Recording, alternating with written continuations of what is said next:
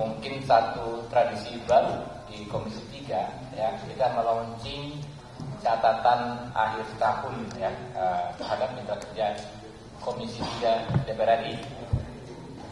Hadir hari ini paling kanan teman-teman tahu bintangnya Komisi 3 saat ini Pak Rikwanto, bukan lagi bintangnya Polri ya beliau ya.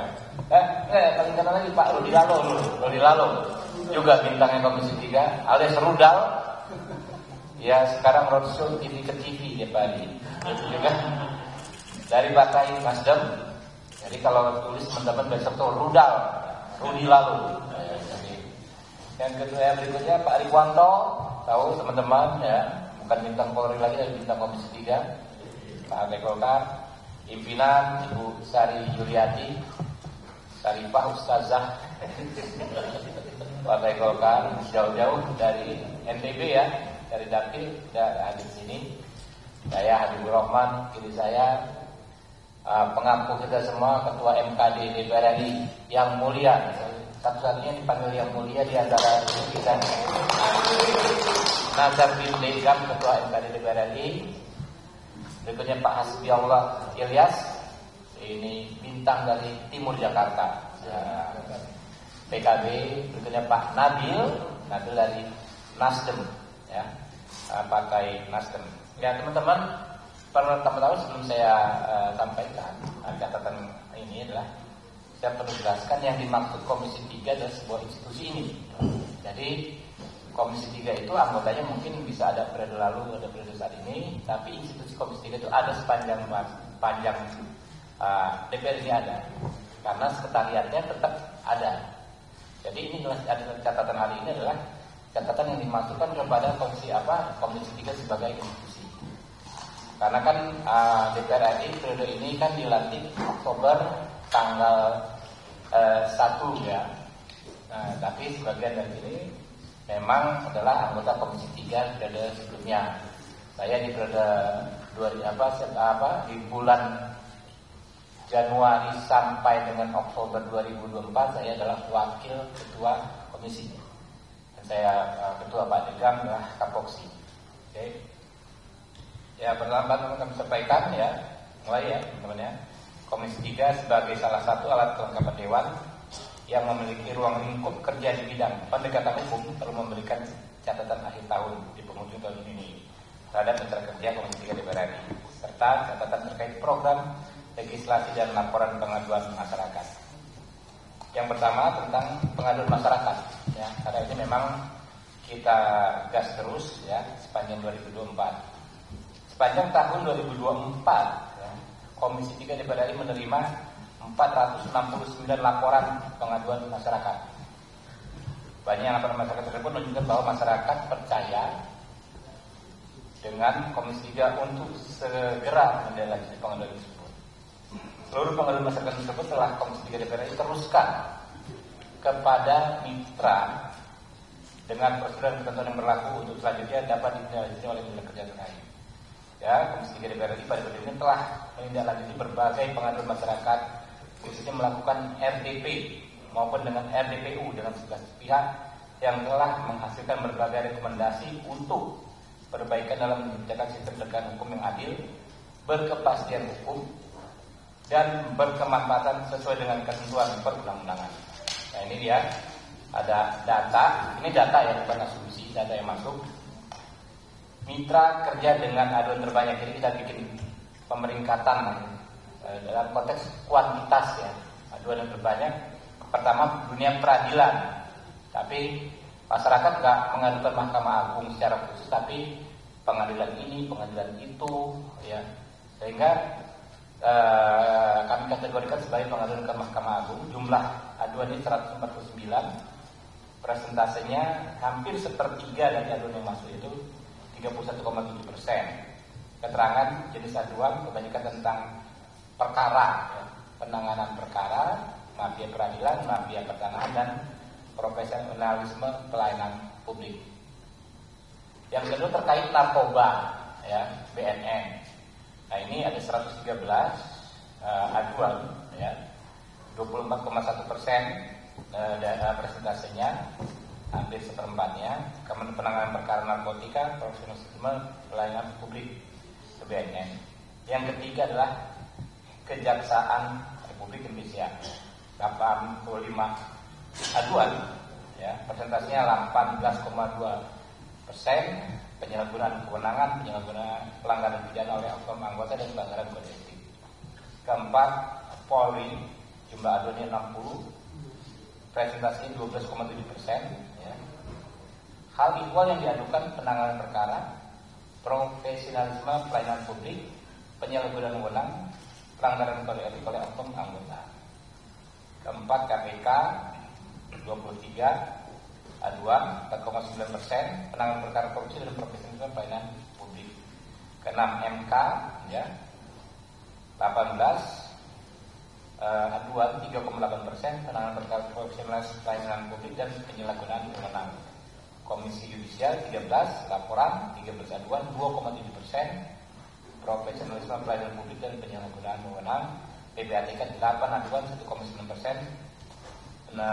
Penelusuran transaksi terkait tindak pidana. Nah, untuk sampai periode Oktober 2024 sebetulnya juga ada aduan terkait Komnas HAM, kemudian Kementerian Hukum dan HAM, terutama Dirjen Pemasyarakatan, ya, dan Imigrasi, tetapi tidak kami sampaikan karena saat ini bukan lagi menjadi mitra Komisi 3. Walaupun kalau itu dimasukkan presentasinya ini bisa berubah. Tapi dengan dikeluarkannya yang dari sektor HAM dan dari Kemenkumham, nah komposisinya menjadi seperti ini. Nah, tadi laporan. Nah, sekarang bagaimana respon? Respon yang dilakukan oleh institusi yang dilaporkan. Jadi ketika ada laporan, kami biasanya membuat PDF dokumen tersebut, lalu kami kirimkan ke mitra terkait. Misalnya ada teman di sini, teman wartawan melaporkan Polres Metro Lampung. Itu laporan yang kami PDF-kan, kami kirim ke Kapolres tempat. Nah, kami minta tindak lanjutnya seperti apa. Nah, biasanya langsung ada yang langsung merespon. Yang paling aktif merespon itu Polri. Jadi Polri adalah mitra Komisi 3 yang paling responsif menindaklanjuti temuan dari aduan dari masyarakat yang disampaikan ke Komisi 3. Tingkatnya hampir 90%, 94%, hampir 100%. Kenapa? Karena setiap kita tidak lanjuti aduan tersebut langsung direspon. Kapolresnya langsung telepon, ya, langsung memberikan data-data terkait. Langsung saat itu kita komunikasikan dan kita kawal terus bagaimana penanganannya. Kedua, Kejaksaan Republik Indonesia. Tingkat responnya adalah 89%. Komisi Yudisial 85%. PPATK kurang lebih sama, Mahkamah Konstitusi 8%, KPK, BNN dan MA. Ya. Ini tingkat respon. Nah, ini ada beberapa highlight. Pengaduan masyarakat ke Komisi 3 DPR RI, ya, 2024-2009 melalui RDP dan tindak lanjutnya oleh mitra kerja. Yang pertama ini yang yang sudah periode ini, ya, RDPU dengan Kapolda NTT soal Ibda Rudi Soik, ya. Jadi kami sudah mendapat konfirmasi, ya, Ibda Rudi Soik ini kan yang tadinya akan di PTDH-kan karena menginfokan soal BBM ilegal, ya. Kami sudah mendapatkan konfirmasi bahwa terhadap Pak Rudi Soik ini tidak jadi dikenakan PTDH, pemberian tidak dengan hormat. Kalau teman-teman ingat kan kemarin ada di sini, ya, kita panggil, ya. Kedua, RDPU dengan Kapolda Sulawesi Tengah. Nah, ini ada di 2 periode sebetulnya. Periode pertama ketika sebelum pelantikan yang ini, lalu yang kedua setelah pelantikan. Menarik sekali dalam memproses aduan ini, ya. Tadinya kan dilaporkan ada orang meninggal dan dikatakan meninggal dengan wajar, ya. Kalau teman-teman ingat di sini sampai Pak Arteria Dahlan marah-marah, ya, karena waktu Zoom itu ya, ada yang ketawa-ketawa itu dari pihak kepolisiannya. Nah, kami meminta waktu itu Polda Sulawesi Tengah untuk mengejar lagi nih, ada apa sampai ada orang meninggal. Dan ternyata akhirnya setelah DPU dan komisi bisa ditemukan fakta bahwa meninggalnya tidak wajar karena dianiaya ya, dan pelakunya dikenakan PTDH ya. Kemudian juga RDPU dengan pemilik penghuni apartemen Geraha Cempaka Mas ya. Ini kita ada beberapa kesimpulan, rekomendasi tersebut sampai tadi ditaati oleh kepolisian ya. Kemudian RDPU dengan Saudara Saprawi Putra Wijaya, anggota DPR Bandung ya. Rekomendasi telah disampaikan kepada pihak terkait untuk segera ditindaklanjuti. RDPU dengan PT Jaya Bersama Indo ya. RDPU kuasa almarhum Aulia Risma Lestari yang mendengarkan laporan adanya dugaan tindak pidana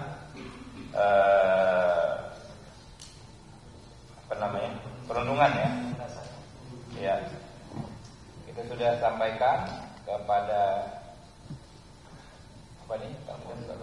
Kapolda Jawa Tengah ya. RDPU dengan kuasa hukum Agus Warmon ya. Ini juga sudah kita tindak lanjuti dan suratnya sudah disampaikan ya. Terus, mungkin teman-teman bisa baca, tapi yang paling fenomenal juga menurut saya adalah RDPU terkait kasus tewasnya Nini Sera. Teman-teman ingat ya, Nini Sera Apiati yang meninggal dunia karena ditabrak dan dilindas mobil oleh Ronald Tanur ya. Yang awalnya hakimnya membebaskan ya. Tapi setelah RDPU kita kejar terus ya, baik komisi yudisial ya, kepolisian dan lain sebagainya, Mahkamah Agung, kejaksaan ya. Saya ingat betul itu waktu itu pas rekomendasi kita meminta kepada aparat penegak hukum, kejaksaan, KPK untuk menyelidiki latar belakang vonis bebas terhadap pelaku pembunuhan ini ya. Akhirnya berdasarkan rekomendasi dari Komisi 3, mitra-mitra tersebut bekerja dan akhirnya didapatkan ya, ternyata di balik vonis bebas itu terjadi tindak pidana korupsi berupa suap ya. Itu prosesnya ada di 2 periode Komisi 3 ini ya. Teman-teman ya, ada beberapa catatan ya. Yang pertama, catatan pengawasan terhadap Kepolisian Republik Indonesia ya. Yang pertama, Komisi 3 DPR RI mengapresiasi akuntabilitas Polri ya, dan responsibilitas dalam penegakan hukum di berbagai bidang seperti sumber daya alam, narkotika, mafia tanah, dan judi online. Kemudian kedua, Komisi 3 DPR RI memberikan apresiasi kepada Kapolri yang memelihara ketertiban keamanan masyarakat dengan inovasi program dan operasi pengamanan yang efektif di berbagai kegiatan seperti Pilpres, Pilkada, dan Hari Raya Keagamaan. Komisi 3 DPR RI memberikan apresiasi kepada Polri yang telah memberikan sanksi tegas kepada oknum yang melakukan pelanggaran dan meminta agar Kapolri agar kepolisian lebih responsif dan menindaklanjuti pengaduan masyarakat. Coba teman-teman cek ya. Hampir semua di kasus-kasus yang menarik perhatian itu, yang ada korban, misalnya pelakunya di PTDH, oknum anggota Polri-nya di PTDH. Yang Jambi itu di PTDH ya, 2 orang. Yang Sulteng juga di PTDH ya. Yang mana Sumatera Barat tentu itu di PJDH ya, yang si siapa namanya Dadang ya, yang dor itu ya. Oke. Catatan pengawasan terhadap Kejaksaan Republik Indonesia mencatat perlunya peningkatan profesionalisme, akuntabilitas, transparansi dalam sektor penegakan hukum oleh kejaksaan. Komisi 3 DPR ini mencatat terkait fungsi penanganan perkara kejaksaan ada cara memberi catatan agar kejaksaan meningkatkan penanganan perkara yang menyangkut keuangan atau perekonomian negara seperti korupsi dan sumber daya alam, serta memastikan penegakan hukum yang dilakukan mampu secara seimbang membantu dalam pengembalian kerugian keuangan negara. Jadi catatannya ya, kalau kejaksaan ini kan core-nya itu salah satu core pentingnya adalah di bidang tipikor ya. Nah, sebetulnya di bidang tipikor ini pada akhirnya tujuan utama pemberantasan korupsi adalah bagaimana penyelamatan keuangan negara, yaitu the real asset recovery. Tujuan utamanya itu. Jadi bagaimana berapa banyak pun orang ya dipidanakan, dipenjarakan ya, akan kurang maknanya kalau kembalinya uang yang dikorupsi ya, uang yang dicuri ke negara itu tidak signifikan.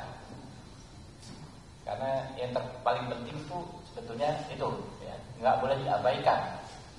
Jadi misalnya dari ekspos suatu perkara declare di awal total kerugian negaranya cukup besar. Kita melihat di akhirnya seperti apa, berapa yang pada akhirnya bisa masuk ke kas negara dari pemberantasan korupsi tersebut.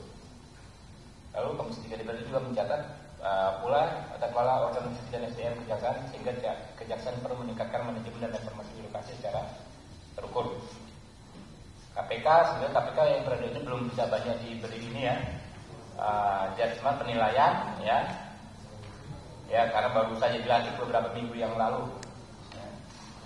BNN ya, Komisi 3 DPR ini mengapresiasi upaya BNN di tengah keterbatasan sumber daya untuk pemetaan dan pengungkapan jaringan penyelundupan narkotika. Jadi memang BNN ini sedih sekali ya, tugasnya maha berat tapi anggarannya minim, fasilitasnya minim, anggotanya sedikit. Lalu Komisi 3 DPR ini juga mencatat upaya BNN untuk meningkatkan kerjasama, sehingga Komisi 3 DPR ini juga mendorong agar BNN dapat terus berupaya untuk meningkatkan sinergitas dan kolaborasi dengan berbagai pihak dalam rangka penguatan dan peningkatan kapasitas maupun dalam melakukan penindakan. Dalam hal kebijakan, Komisi 3 DPR RI juga mencatat perlunya perbaikan dalam undang-undang narkoba ya, dan psikotropika, serta kebijakan pelaksanaan untuk mengedepankan pendekatan rehabilitasi. Nah ini teman-teman ya, kalau yang komunitas terjalin di lintas selama ini memang kecenderungan kawan-kawan Komisi 3 adalah pendekatan rehabilitasi untuk pengguna ya, pengguna. Dan ini sepertinya sudah dimulai oleh pemerintah ya, adanya kebijakan amnesti untuk pengguna ya. Amnesti itu artinya nantinya orangnya direhabilitasi ya. Pengguna ini direhabilitasi, bukan dihukum ya. PPATK ya, kami mengapresiasi kegiatan pelacakan terhadap sejumlah transaksi keuangan yang nyangkut tindak pidana seperti narkotika ilegal, judol dan lainnya. Komisi 3 DPR juga mencatat pentingnya PPATK untuk meningkatkan kapasitas dengan terus mengikuti perkembangan teknologi dan sinergi. Ya, Mahkamah Agung ya, mungkin nanti bisa teman-teman ekspos sendiri ya, Mahkamah Konstitusi, Komisi Yudisial ya, karena waktu terbatas. Mungkin ada teman-teman mungkin memberikan tambahan, mulai dengan Ibu Wakil Ketua Bu Sari ya, tambahan apa atau Pak Iwanto, silakan ya, Wakil Pak Iwanto ya.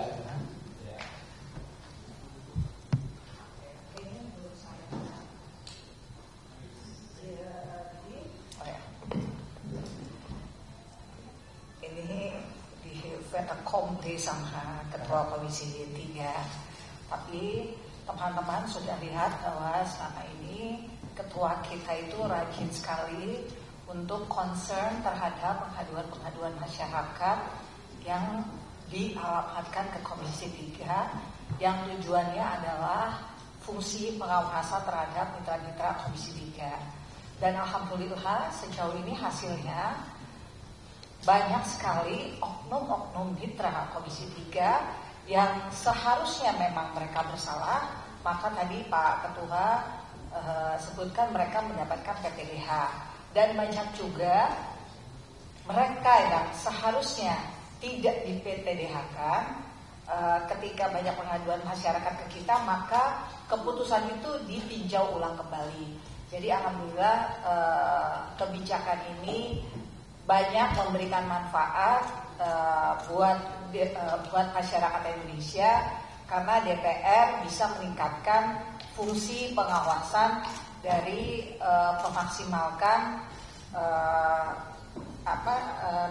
memaksimalkan fungsi pengawasan berdasarkan laporan dari masyarakat. Mungkin ke depannya kita juga akan membuka pintu selebar-lebarnya bagi masyarakat yang ingin mengadukan apa yang terjadi di lingkungan sekitarnya, baik itu menurut kita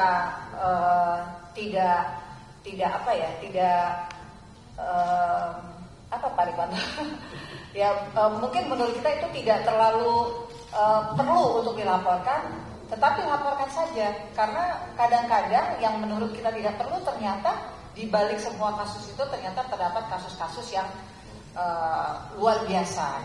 Jadi saya menghimbau masyarakat untuk kita sama-sama bahu-membahu, baik masyarakat, anggota DPR maupun mitra kerja Komisi 3, untuk kita sama-sama melihat kasus-kasus yang ada di masyarakat untuk kedepannya lagi agar semakin minimize apa yang ada di masyarakat. Mungkin itu Ketua dari saya. Makasih. Teman-teman sekretariat tolong dikasih nanti ya teman-teman ya, tampil tadi ya. Kita coba Pak Rikuanto, silakan. Terima kasih Pak Ketua.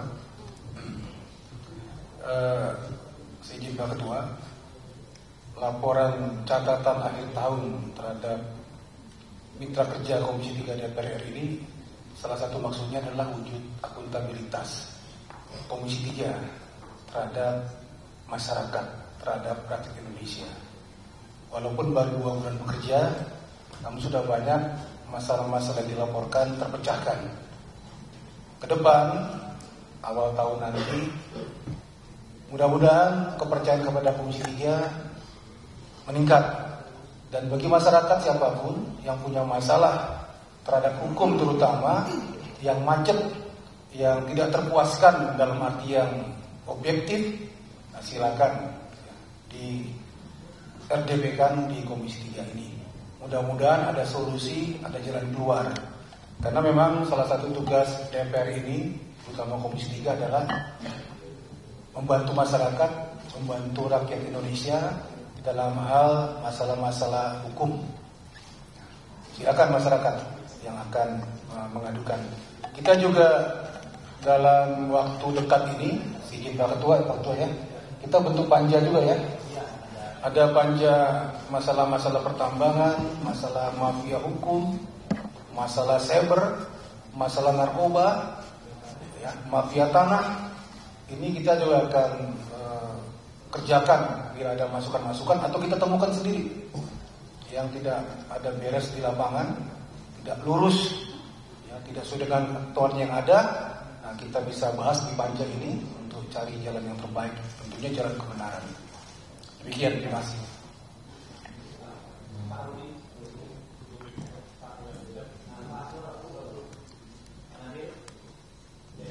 Teman-teman, karena ini kan Komisi 3 periode ini mitranya kan tinggal berapa, 7 ya. Kepolisian, kejaksaan, 8 ya, 8 ya, kepolisian, kejaksaan, Komisi Yudisial, PPATK, Mahkamah Konstitusi, KPK, BNN dan Mahkamah Agung. Karena itu memungkinkan bagi kita ya di Komisi 3 ini untuk rapat dengan satker-satker yang teknis. Di besok itu kalau kita rapat tidak sekedar hanya dengan Kapolri bicara umum, dengan JA bicara umum, ya. Tapi misalnya dengan Polri Kabar Reskrim, ya kan? Kita bicara soal reskrim. Lalu misalnya dengan Kejaksaan Agung dengan Jamwas, ya, atau Jampitsus. Misalnya juga ya begitu juga dengan mitra-mitra yang lainnya. Ya, itu akan kita maksimalkan di masa persidangan yang akan datang. Mungkin itu teman-teman. Ada pertanyaan? Silakan. Ya. 3 orang dulu ya. Yes. Ayo, ya silakan. Ya, Bang Habib izin, saya ada beberapa pertanyaan. Ya, ayo langsung ngomong aja. Yang pertama, tadi kan juga sudah disebutkan soal bagaimana kinerja polisi dan lain-lain. Tapi Bang, di satu sisi kan kita juga ketahui bahwa memang banyak kontroversi begitu. Meskipun tadi Komisi 3 mengapresiasi bagaimana ditindak PTDA dan lain-lain. Tapi salah satunya Bang yang kemarin viral kan pemerasan oknum polisi Bang ke penonton DWP itu seperti apa. Terus yang kedua mau bertanya soal denda damai koruptor ini gimana, karena sudah banyak kritik Bang, termasuk juga Mahfud MD kan bilang kalau ini Pak Mahfud orang gagal nggak usah didengar. Oke, terus yang ketiga Dia sendiri memberikan nilai pada dirinya 5 kan. Terus kapan Komisi 3 nge-push KPK nih Bang untuk segera tuntaskan kasus Harun Masiku, apalagi sempat disebut ini ada dugaan politisasi. Ini bolong semua kantornya nggak kebagian. Udah cukup. Udah itu aja Bang. Ya, satu soal kinerja kepolisian itu dia. Namanya fenomena oknum itu kan ada di semua lembaga. Saya berkali-kali sampaikan, apakah di Polri, apakah di TNI, apakah di Kejaksaan, apakah di DPR, oknum ada dan mungkin banyak. Tapi yang kita nilai, ya, kalau fenomena oknum ini adalah bagaimana cara institusi merespon setiap terjadi masalah. Kalau Polri, setahu saya begitu ada kasus PTDH, ya, yang fatal ya, Palu, ya kan, nggak bisa disembunyikan tuh. Tahu begitu kita kejar PTDH, ya kan. Kemudian Sumbar jelas, Jambi begitu juga, ya kan, malah 2 orang yang kena PTDH. Jadi kita tentu mengapresiasi dan teman-teman rasakan paham sekali yang di Komisi 3 ya. Ketika kita lewat sekretariat saja misalnya minta keterangan terhadap hal ihwal dugaan pelanggaran, dalam hitungan jam biasanya langsung direspon oleh Kapolres setempat misalnya, ya. Jadi itu yang kita apresiasi, dan ini kita nggak bisa bohong karena memang itu yang terjadi. Kita yakin memang Pak Kapolri mengingatkan kepada jajarannya, ya. Setiap masalah tentu mungkin saja terjadi, tapi bagaimana respon penyelesaiannya itu yang dituntut maksimal. Soal DWP ini ada 2 sisi, ya. Satu sisi tentu kita menghargai, ya, menghormati, apresiasi tindakan yang dilakukan Kadif Propam, ya. Tapi di sisi lain juga kita perlu saling mengingatkan bahwasanya event-event musik itu memang sangat rawan menjadi ajang penggunaan narkotika. Saya sejak kasus ini mencuat, ya, saya mencari informasi ke berbagai pihak. Memang banyak mengatakan, Pak, kalau di situ, ya, acara memang sangat rawan penggunaan narkotika. Jadi kita menghargai apa yang dilakukan oleh Kadif Propam, tapi seharusnya tetap proporsional. Ya, kita tahu keberhasilan di narkoba kita luar biasa, membongkar bertonton pengiriman sabu, ya, sampai kita kumpulkan data itu banyak sekali keberhasilan mereka. Nah, kalau ada oknum-oknum yang melakukan pelanggaran, tentu harus ditindak. Siapa yang berbuat harus bertanggung jawab. Orang yang melakukan kesalahan, ya, harus mendapat hukuman yang setimpal dengan perbuatannya. Jadi berat ringannya hukuman, gradasinya itu harus paralel dengan berat ringannya kesalahan, ya. saya sangat percaya Pak Kapolri dan Pak Kadif Propam tahu sekali cara memainkan barang itu lah, kurang lebih ya.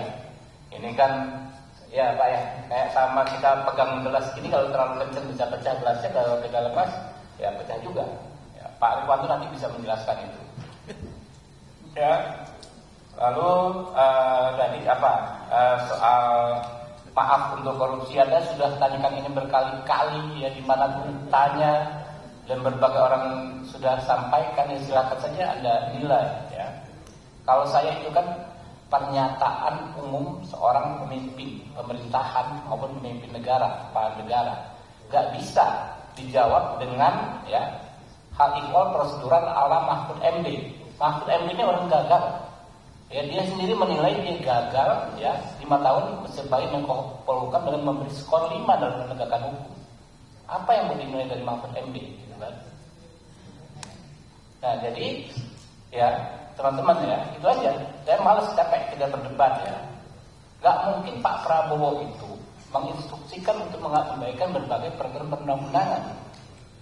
Intinya adalah semua protokol hukum kita memang ditujukan untuk memaksimalisasi pengembalian kerugian keuangan negara. Itu stressingnya. Gitu. Jadi yang diperdebatkan kalau pengembalian keuangan negara bagaimana orang dihukum, enggak gitu. Kita ini memperdebatkan hal yang remeh-temeh tapi melupakan hal yang paling substansi dalam pemberantasan korupsi. Tinggal saja para negara, kepolisian, kejaksaan, KPK menerjemahkan arahan Pak Prabowo itu sesuai dengan hukum dan perundang-undangan yang berlaku. Jadi Pak Mahfud jangan menghasut bahwa Pak Prabowo mengajarkan melanggar hukum dan lain sebagainya. Gitu. Oke? Terus hal masiku dan lain sebagainya silakan saja KPK memproses. Ya, kita hormati hak KPK untuk melaksanakan tugasnya, tapi kita hormati juga haknya Pak Hasto ya untuk melakukan pembelaan diri. Kita berikan kesempatan seluas-luasnya kepada beliau. Ya, kalau soal ini politik dan politik itu sampai nanti kiamat kita nggak akan selesai berdebat. Ya, pasti akan sangat subjektif. Ya, orang yang keinjek akan teriak, orang yang nggak keinjek ya akan diam saja. Itulah dunia kita saat ini. Ya. Tapi kalau aturan nanti ditegakkan, yang dituduhkan maupun yang dibantahkan itu harus sama-sama ada buktinya. Itu saja. Oke, ada lagi teman-teman? Ini detik-detik.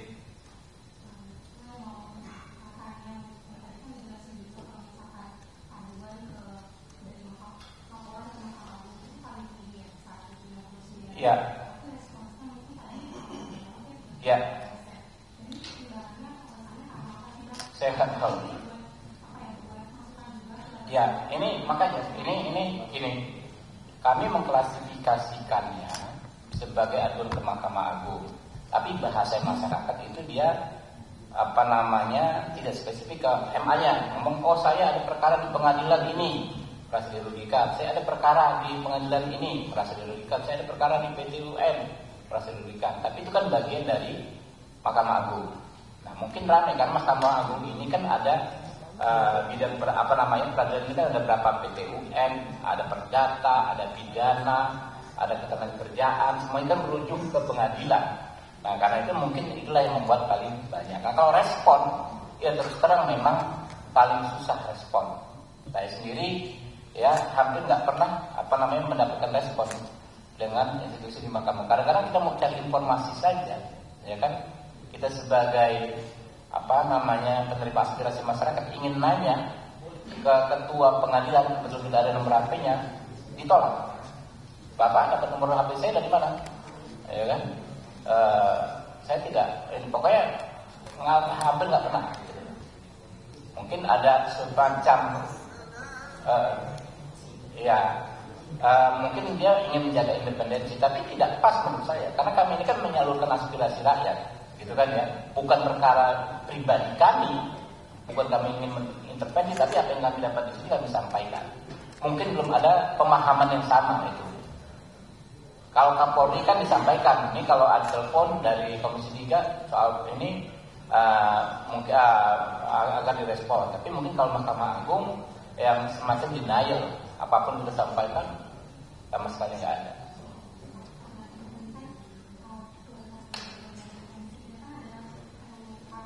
Yes.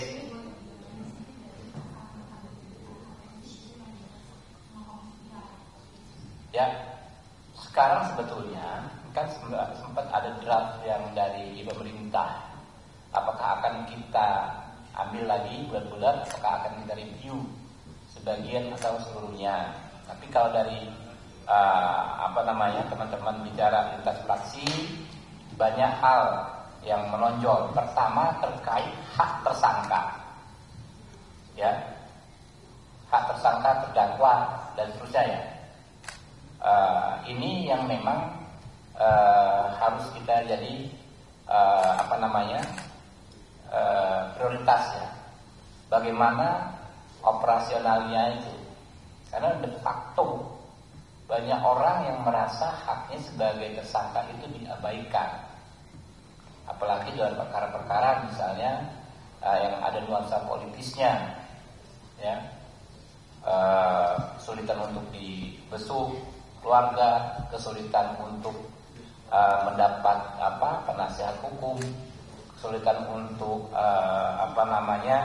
mendapatkan perawatan kesehatan dan lain sebagainya. Itu akan kita tinjau bagaimana bisa beroperasi maksimal. Sebenarnya di KUHP sudah diatur, misalnya tersangka berhak mendapat kunjungan penasihat hukum setiap saat pada setiap tingkat pemeriksaan.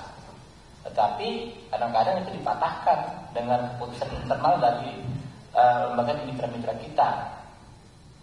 Saya nggak mau sebutkan, tapi misalnya ada yang mengatur, hanya boleh dibesuk di hari apa, gitu kan, Senin, Kamis dan lain sebagainya.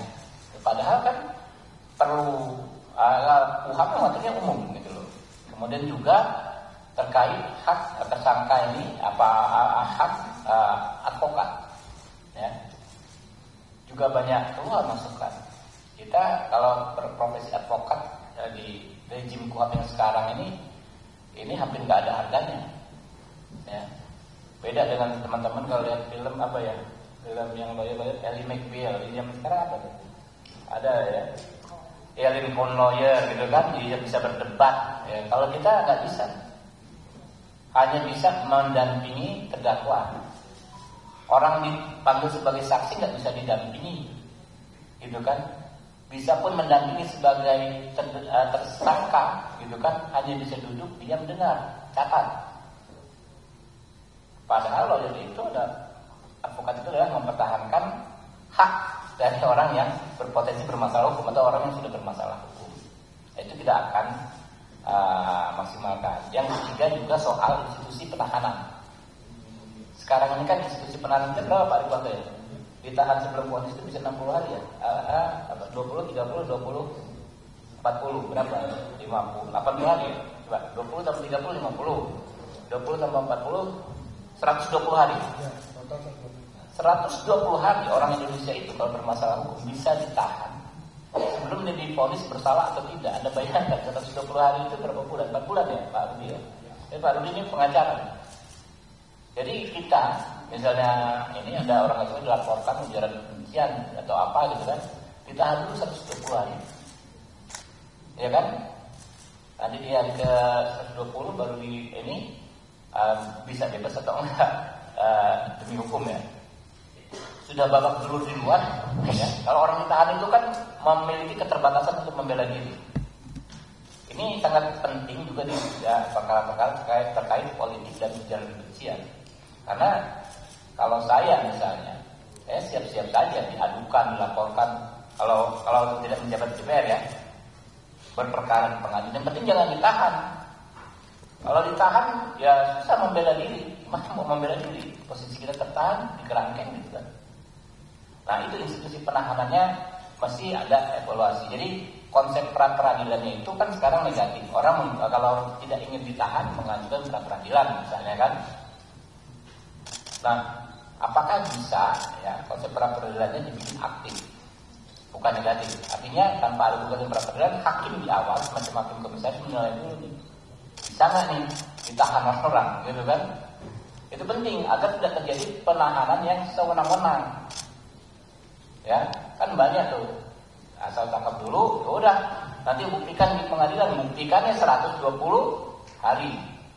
Udah babak belur, ya kan ya, udah lemes duluan. Mungkin itu ya kuat, dan kuat kita akan kejar. Kita akan panggil berbagai macam elemen masyarakat tuh besok ya. Kalau perlu Sabtu Minggu begadang pun kita layani. Oke, ya silakan.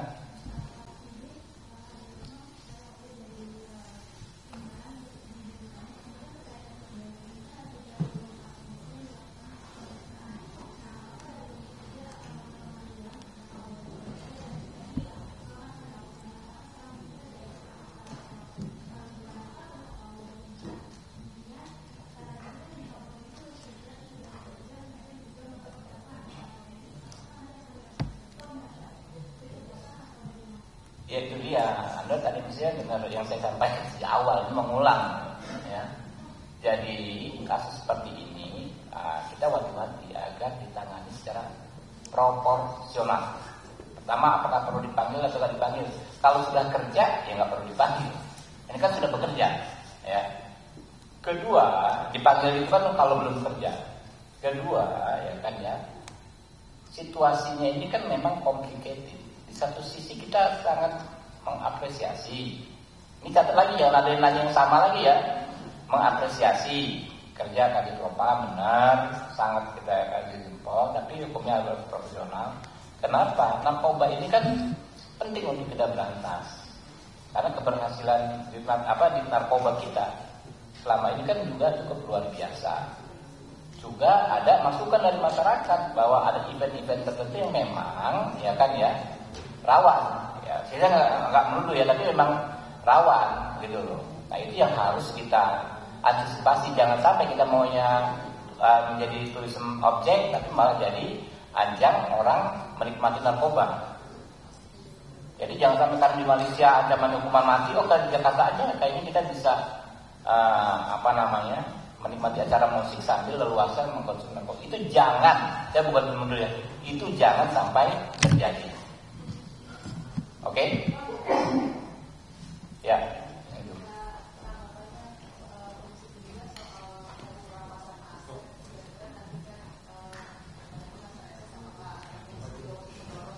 Kita nunggu aja ya. Oke. Ya Mbak.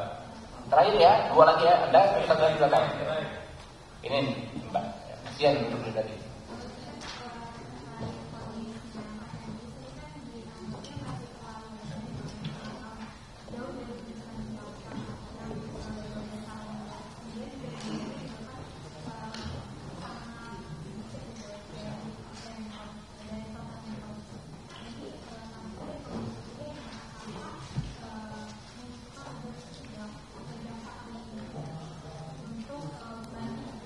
Ya, saya nggak berani komen. Nanti. Ya, terakhir Mbak yang belakang ya. Ya.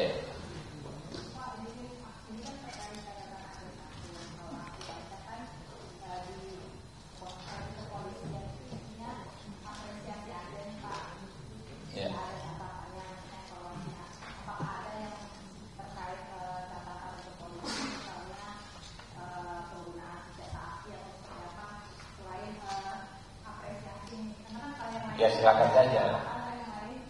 Ya silakan aja. Ada menilai bagaimana kami punya sikap. Oke? Lagi ya? Cukup ya? Dadah. Satu Bang ya. Halo Bang. Izin Bang. Belakang Bang. Siap. Terima kasih. Sebelumnya saya mengucapkan apresiasi kepada Komisi 3 yang telah menyampaikan laporan akhir tahun. Tapi saya ingin meminta penegasan dari Pak Ketua sendiri terkait dengan masalah Pak Mahfud tadi. Ini dalam rangka menjaga stabilitas nasional, karena seperti yang Pak Ketua sampaikan, ini ada jangan sampai menghasut, jangan sampai menimbulkan keributan di pemerintahan ini atau di negara kita ini. Saya minta penegasan, himbauan khusus kepada Pak Mahfud itu seperti apa? Terima kasih. Nggak perlu, ya cukup ya. Wassalamualaikum warahmatullahi wabarakatuh. wabarakatuh. Kita tepuk tangan buat Ustazah Sari Yuliati.